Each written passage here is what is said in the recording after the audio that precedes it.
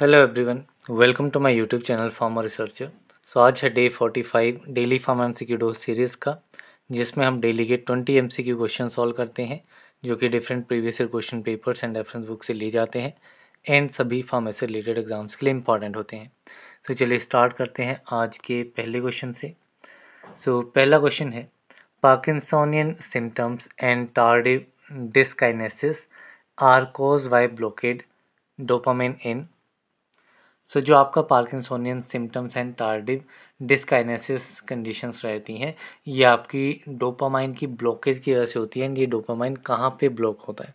It's blockage is in the nigrostriatal system. ये आपका basically एक पाथवे रहता है, बाइलेटरल पाथवे रहता है ब्रेन के लिए। यहाँ पे आपका डोपामाइन जो है उसका लेवल्स कम हो जाते हैं, जिसकी वजह से पार्किंसन जो है वो कंडीशन अराइज होती है। नेक्स्ट क्वेश्चन है, which of the following agents is related to tricyclic antidepressant. इनमें से कौन सा ड्रग जो है वो ट्राईसाइक्लिक एंटी डिप्रेसेंट कैटेगरी में आता है?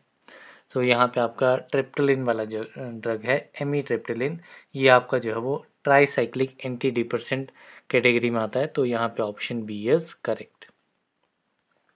नेक्स्ट क्वेश्चन है, which of the combinations are synergistic. इनमें से कौन से ड्रग कॉम्बिनेशन जो है वो सिनर्जिस्टिक है, मीन्स इनको अगर कंबाइन किया जाएगा तो इनका इफेक्ट जो है वो एनहांस होता है। इसमें आपका प्रोबेनिसिड एंड पेनिसिलिन, इन दोनों ड्रग्स को जब कॉम्बिनेशन में यूज़ किया जाएगा ये आपके जो है वो एंटीबायोटिक एक्शन को प्रोलॉन्ग कर देते हैं।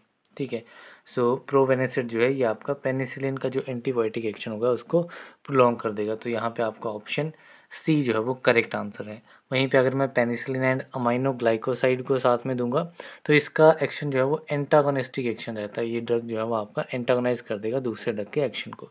वहीं पे सिप्रोफ्लोक्सासिन एंड थायोफाइलिन जो ड्रग्स रहते हैं, ये आपका ड्रग टॉक्सिसिटी कोज करवा देते हैं। ठीक है, it can lead to drug toxicity. यहाँ पे आपका only option C will be the correct answer. The next question है, effect of taking warfarin along with aspirin में कोज।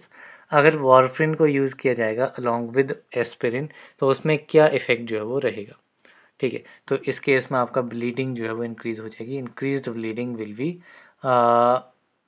an effect which is happen when warfarin is taken along with the aspirin.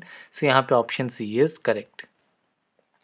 Next question है, which of the following works on the principle of compression और nipping.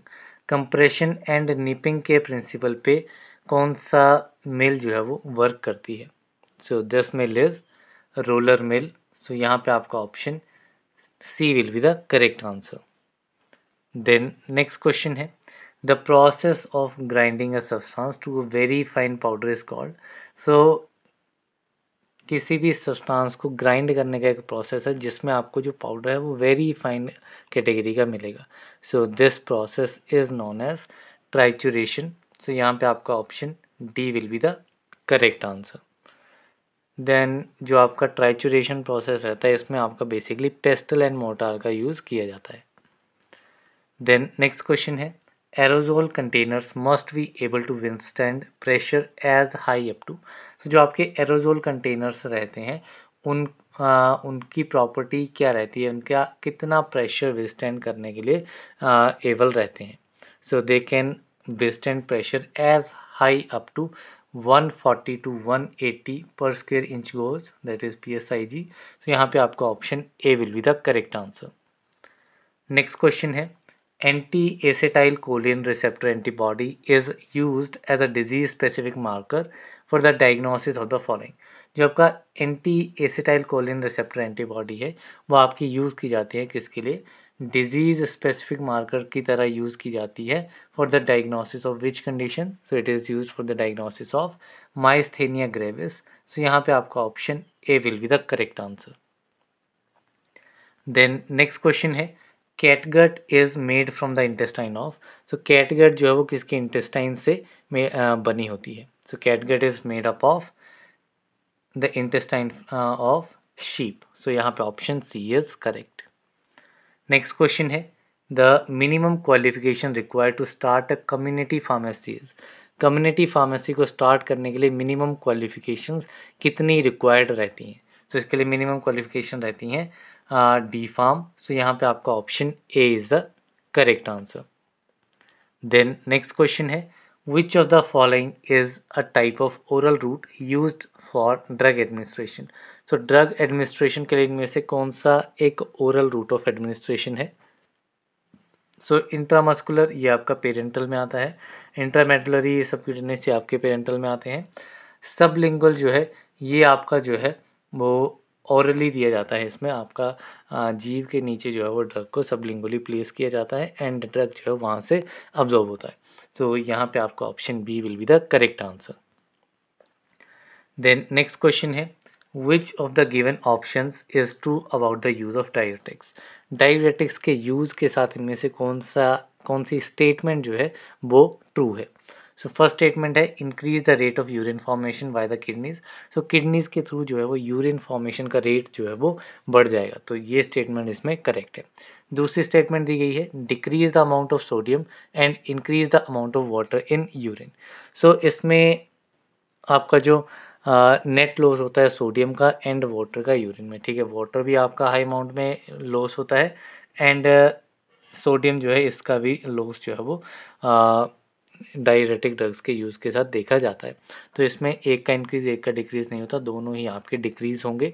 तो ये वाली statement इसमें incorrect रहेगी, second वाली, first वाली ही इसमें करेक्ट रहेगी। तो इसमें आपका करेक्ट आंसर क्या बनेगा, correct answer will be only one statement is true, so option A is correct. Next question है amantadine is the drug used as. So amantadine drug जो है वो यूज़ किया जाता है एज एंटीवायरल एजेंट। सो यहाँ पे आपका option B will be the correct answer. Then next question है ranitidine is a. So tidine वाले जो ड्रग्स हैं जैसे कि रेनिटिडिन ड्रग हो गया, फेमोटिडिन हो गया, तो ये जो ड्रग आते हैं ये आपके पेप्टिक अल्सर में यूज़ किए जाते हैं। These are the H2 antagonist. So यहाँ पे आपका option A will be the correct answer. Next question है in Kjeldahl's method sample containing nitrogen is digest with. तो के जल्दाल मेथड में जो सैंपल जिसमें नाइट्रोजन प्रेजेंट है उसको किस एजेंट के थ्रू या किस सॉल्यूशन के थ्रू डाइजेस्ट किया जाता है। तो बेसिकली जो आपका के जल्दाल मेथड है इसमें आपके 3 स्टेप्स रहते हैं। फर्स्ट आपकी रहती है डाइजेशन, सेकंड आपका रहता है डिस्टिलेशन एंड थर्ड आपका रहता है टाइट्रेशन, ठीक है। थर्ड फाइनल स्टेप जो है वो इसमें टाइट्रेशन रहता है एंड इस मेथड में बेसिकली नाइट्रोजन्स की एस्टिमेशन के लिए टेस्ट रहता है। तो इसमें जो फर्स्ट स्टेप आपका डाइजेशन रहता है, डाइजेशन की जाती है आपकी concentrated H2SO4 concentrated sulphuric acid की हेल्प से। तो यहाँ पे आपका ऑप्शन ए जो है वो आपका करेक्ट आंसर रहेगा। देन नेक्स्ट क्वेश्चन है the extent of reproducibility of the result is. So extent of reproducibility, ठीक है, जब रिप्रोड्यूसिबिलिटी या रिपीटेबिलिटी टर्म आएगी, सो अगर रिजल्ट आपका रिपीट हो रहा है बार बार तो that term used will be precision, ठीक है।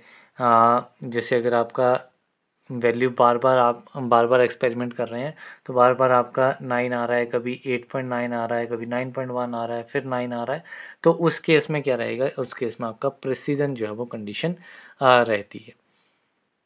देन नेक्स्ट क्वेश्चन है the most important component of human gamma globulin is.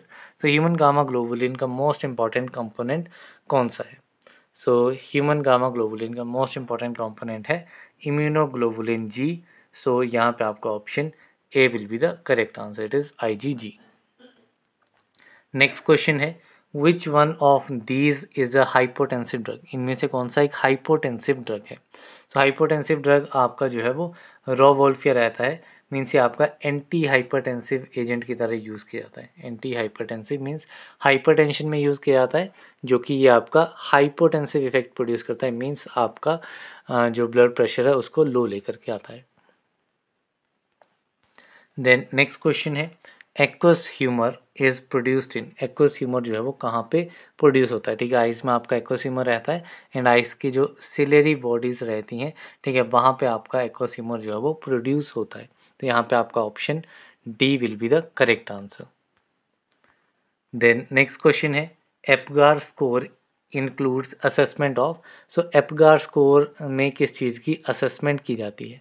So Apgar score जो है बेसिकली आपका एक काफ़ी क्विक वे है हेल्थ प्रोफेशनल के लिए कि जो भी न्यू बॉर्न्स रहते हैं इनिशियली मीन्स इनिशियली 1 से 5 मिनट आफ्टर बर्थ तक उनमें रिससिटेशन मीन्स जैसे आपका सांस लेने में तकलीफ़ होती है, तो उस केस में जो है वो ये एप्गार स्कोर जो है वो आपका यूज़फुल रहता है।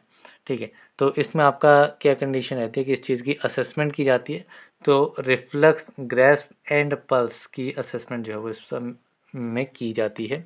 तो यहाँ पे आपका option A will be the correct answer. तो इसी के साथ में हमारे 20 एमसीक्यू क्वेश्चंस कंप्लीट होते हैं।